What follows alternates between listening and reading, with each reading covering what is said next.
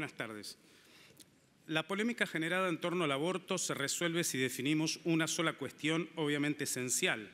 ¿El embrión que se forma con la unión de los gametos femenino y masculino tiene vida humana? ¿Esa vida es diferente a la de la mujer que lo gesta? La ciencia ya se ha expedido. La vida alojada en el vientre materno es distinta a la de la madre, como lo es el ADN que lo califica como una persona única e irrepetible hasta el fin de su existencia. Pero también lo reconoce el proyecto aprobado en diputados. De acuerdo con el artículo 85 propuesto, incluido dentro del bien jurídico que protege la vida, se castiga con pena de prisión de 3 a 10 años al que causa un aborto sin el consentimiento de la mujer, sin especificar tiempo gestacional, con lo cual es posible sostener que habrá delito punible cuando el embrión tuviera una semana de vida. Y también prevé pena aun cuando hubiere consentimiento de la mujer si el aborto se produce a partir de la semana 15. En consonancia con esta norma, el artículo 88 del proyecto castiga con pena de prisión de 3 meses a 1 año a la mujer que causa su propio aborto a partir de la semana 15 y no mediar en los supuestos del artículo 86. Por lo tanto, según la lógica del texto analizado y para que quede bien claro, el proyecto afirma que hay vida humana desde el primer momento, distinta a la de la mujer y vida que merece cobertura legal incluso del Código Penal.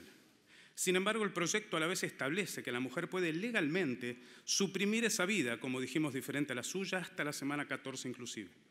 Quiere decir entonces, siguiendo siempre la lógica de la propuesta legal, que la vida de ese ser único, inocente e indefenso, su suerte, su viabilidad, su futuro, depende exclusivamente del consentimiento de la mujer hasta que tenga 14 semanas de gestación. Hay vida, sí, pero prevalece el consentimiento de quien lo cobija en su seno. En otras palabras, la vida del embrión, tutelada penalmente, queda subordinada a lo que decida la madre. Solo cuenta su deseo, lo cual refleja, por añadidura, una inaceptable desigualdad de género, porque la voluntad de quien aporta la mitad de los cromosomas, el padre, no se tiene en absoluto en cuenta. El proyecto es inconsistente. Hasta la semana 14 el consentimiento de la mujer es soberano frente a la vida de ese ser que lleva dentro, al punto que puede eliminarlo impunemente, pero de un día para otro, en la 15ª semana, la vida del embrión vuelve a adquirir cobertura legal ante ella, pues ya la tenía frente a los terceros, según el artículo 85, inciso primero, y quien cause su aborto, aun si fuera la madre, será punible en los términos del artículo 85, inciso segundo y 88, primer apartado. Es inconsistente también porque no plantea ningún agravante cuando se causa un aborto con el consentimiento de la mujer y se produjere su muerte después de la semana 14.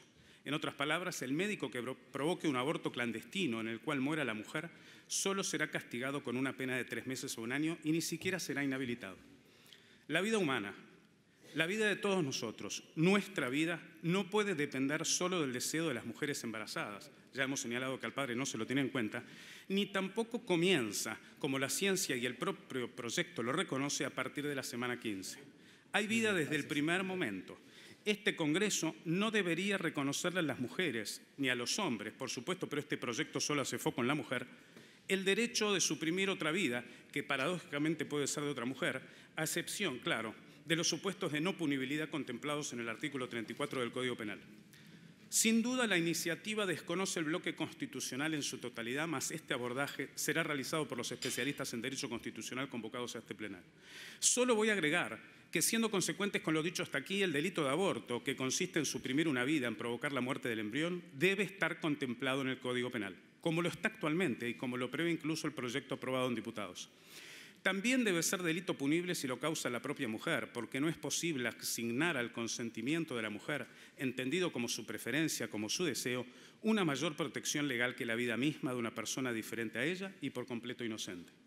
La mujer puede tener motivos atendibles para cometer un aborto y ellos posiblemente encuentren fundamento en las causales de no punibilidad previstas en el artículo 34 o bien en las causales específicas indicadas en el actual y muy mejorable artículo 86 del mismo Código. Pero también es posible que la mujer cause su propio aborto o consienta que otro lo haga sin estar encuadrada en ninguna de estas excepciones. En tal caso, corresponde la imposición de una pena tal como lo admite el proyecto en su artículo 88, primer apartado, cuando ocurriera a partir de la semana 15, por cuanto implica suprimir una vida que también existe, dicho sea de paso, con idénticas cualidades innatas desde antes de la semana 15, desde la misma concepción, como lo reconoce el Código Civil y Comercial en su artículo 19, que debe ser interpretado en armonía con el artículo 1 de la Constitución Nacional y de los tratados a ella incorporados. Las razones que explican la punición del aborto a partir de la semana 14, con prescindencia de quien lo cometa, son exactamente las mismas que explican su punición antes de la semana 14. Además, es necesario aclarar que las mujeres que causan su aborto no van presas con la legislación vigente. Si cometen un primer aborto pueden pedir la probation o suspensión del juicio a prueba y evitar una condena. Si transcurren más de 8 años y cometen otro aborto pueden acceder a una segunda probation. Si cometen un tercer aborto o el segundo antes de que transcurran 8 años, pueden ser condenadas en suspenso y evitar la prisión. Y si cometen un cuarto aborto después de haber transcurrido 10 años de la primera condena condicional, podrá ser pasible de una nueva condena también en suspenso. En otras palabras, según vemos, una mujer en 25 años puede cometer 4 abortos sin un solo día presa. Esto demuestra que el legislador ya ha considerado las especiales circunstancias de las mujeres que cometen este delito. De modo que es inexacto sostener que mantener el reproche penal a la mujer que causa su propio aborto significa la cárcel para ella. Además, si se despenaliza a la madre que causa su propio aborto, esto será entendido como un derecho inalienable a dar muerte a la persona por nacer, como lamentablemente ocurrió con el fallo FAL de la Corte Suprema, que convirtió la causal de no punibilidad del artículo 86, inciso segundo, en un derecho a abortar de la mujer violada. Dicho de otro modo, y más allá de haberse arrogado facultades legislativas impropias, legalizó el aborto para tales supuestos, desvirtuando así la naturaleza jurídica de una causa de justificación. Despenalizar a la madre sería dar un mensaje inequívoco de que el aborto no es una conducta reprobable. Por otra parte, es inadmisible crear un nuevo delito del artículo 85 bis, es decir, consagrar una mayor intervención del derecho penal para castigar penalmente al médico o al establecimiento de salud que se niega a practicar un aborto en los casos previstos por el proyecto, cuando a la par el artículo 14 establece que el médico que practique el aborto no estará sujeto a responsabilidad civil, penal o administrativa. El nuevo delito conspira frontalmente contra la objeción de conciencia. Si el objetivo de la iniciativa es terminar con el aborto clandestino, esta propuesta no es la solución.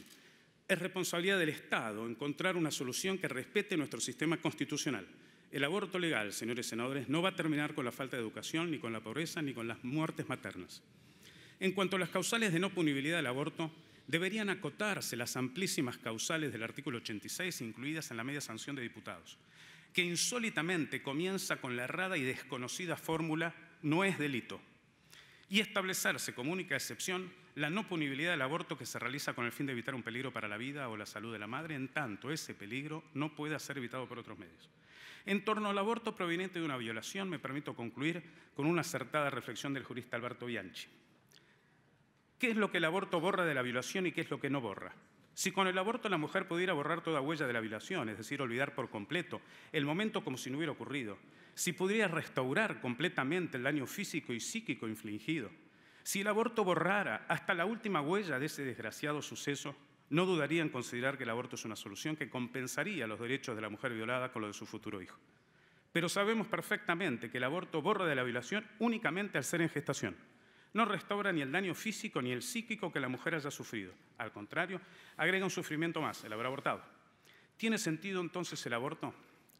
Señoras y señores senadores, les pido que rechacen el proyecto que cuenta con media sanción de diputados y propongan una solución que en sintonía con el bloque constitucional respete las dos vidas. Eviten pasar a la historia por ser la primera legislatura que en democracia impulsará una ley nacional que admite eliminar vidas humanas con la errada suposición de solucionar un problema social. Muchas gracias.